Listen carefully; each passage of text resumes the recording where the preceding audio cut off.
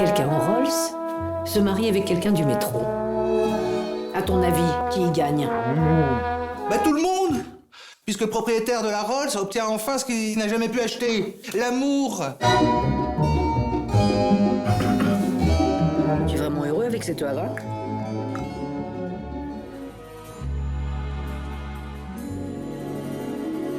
Il y a plus de place qui est laissée au jeu de comédiens, c'est-à-dire que jusque-là, les films que j'avais faits sont plus des films entre guillemets de réalisateurs. Sur celui-ci, en tout cas, la place laissée au jeu et à la liberté des comédiens et les plans sont beaucoup plus longs.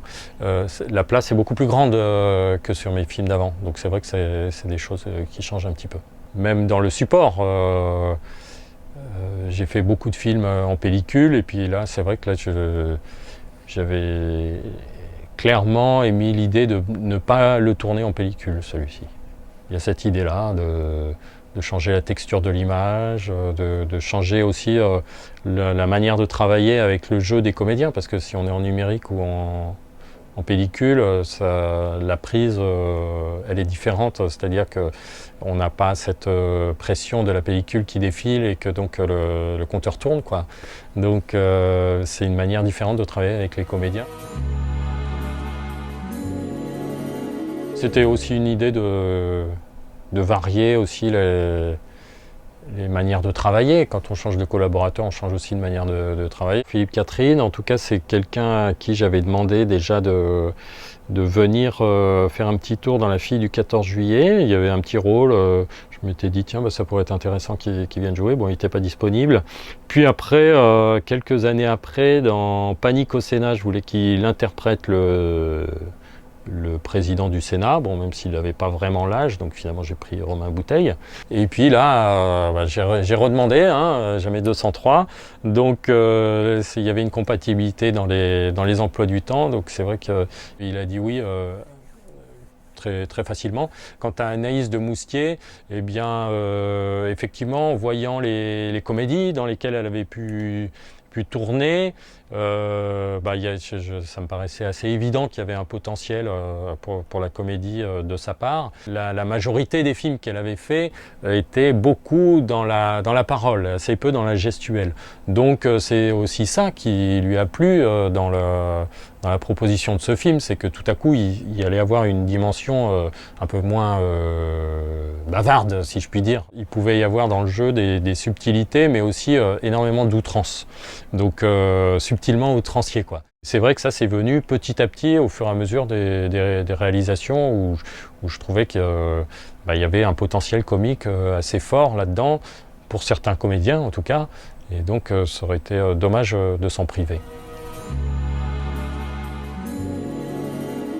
C'est une adaptation d'une nouvelle, donc parfois j'ai pu entendre comme ça que les nouvelles correspondent au court-métrage et les livres, enfin les romans au long-métrage. Bon, c'est totalement faux, évidemment. La preuve, c'est que là, c'est une nouvelle donc écrite par Noël Renaud, qui fait 8 pages, mais 8 petites pages, quoi, de livres de poche. Donc, et ça fait, pour moi, ça fait 1h20. Mais il y a aussi une autre nouvelle qui s'est glissée dedans, qui est une nouvelle de Tchekhov, qui s'appelle Roman d'une contrebasse. Et donc ça faisait assez longtemps que j'avais envie de l'adapter en film. Donc là, je l'ai mis dans le long métrage, mais c'est pas mis gratuitement, parce que à ce moment-là, dans le long métrage, c'est un nœud scénaristique. C'est-à-dire que sans cet épisode, on rate une case, et donc c'est ça qui fait que le film, il tourne à un moment. Les personnages y brillent grâce à cet épisode-là de Roman d'une contrebasse, donc c'est l'affiche, donc je peux le dire. C'est quelqu'un à qui on vole ses vêtements et qui se cache dans l'étui d'une contrebasse jusqu'au moment où on transporte la contrebasse sur le lieu du concert. Ce qui m'intéressait aussi, parce que ça c'est aussi dans la nouvelle, c'est qu'il y avait ce personnage d'Ava, donc interprété par Anaïs de Moustier, mais disons que elle n'est pas dans cette idée de lutte des classes.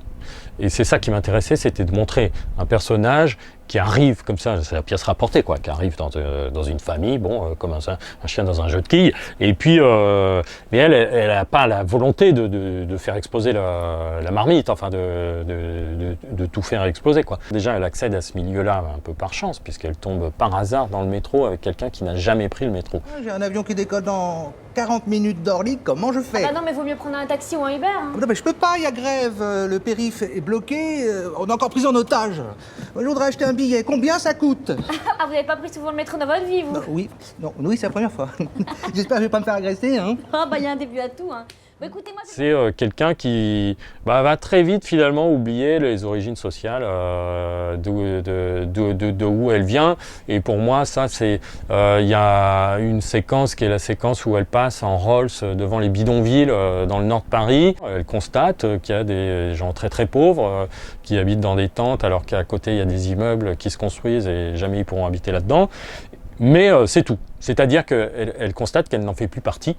C'était intéressant justement de montrer cette résignation un peu quotidienne, quoi. C'est une petite compromission qu'on fait tous les jours dans notre vie pour montrer justement ce décalage entre très grande richesse et très grande pauvreté.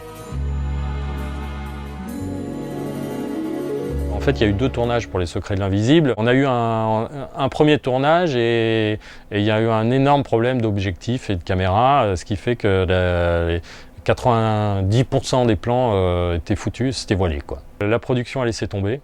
Et puis après, j'ai rencontré Emmanuel Chaumet à qui j'ai proposé de reprendre ce film si ça l'intéressait. Et puis on est parti comme ça. Ça s'est fait sur 1 an. D'ailleurs, ça se voit dans le film. Il y a un moment, il y a de la neige. Et puis après, je reviens, c'est au printemps, etc. À un moment, il faut se dire, bon, bah là, on a des problèmes. Il faut que ça devienne une qualité pour le film.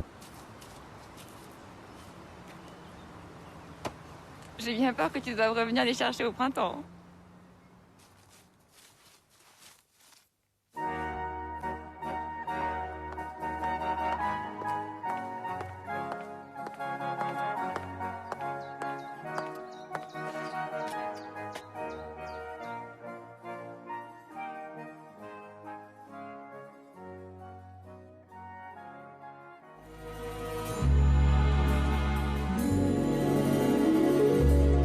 La principale passerelle entre Mandico et moi, c'est Vima Laponce. Donc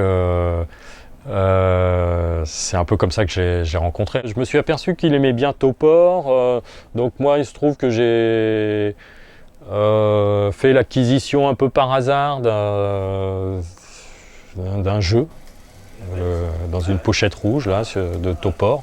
Un jeu de test psychologique. Je me suis dit, quand même, un truc tout neuf comme ça, bon, il y a un peu de fétichisme là-dedans, évidemment, mais il faudrait que je filme quand même le moment où on enlève les morceaux. Ensuite, il faudra mettre des personnages dans le décor.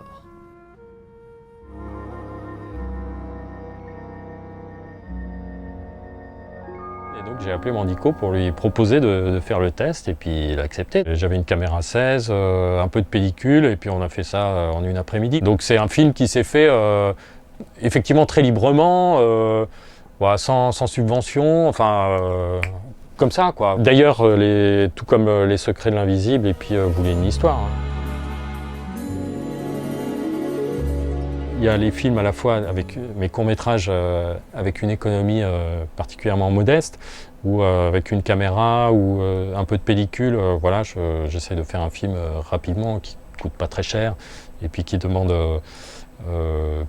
finalement peu d'organisation, ou alors faire un film de montage comme Vous voulez une histoire. Et par ailleurs, il y a les films un peu plus financés, on va dire. Panic au Sénat, par exemple, où là aussi il y a un peu plus d'argent, d'autant qu'on a tourné en relief, etc.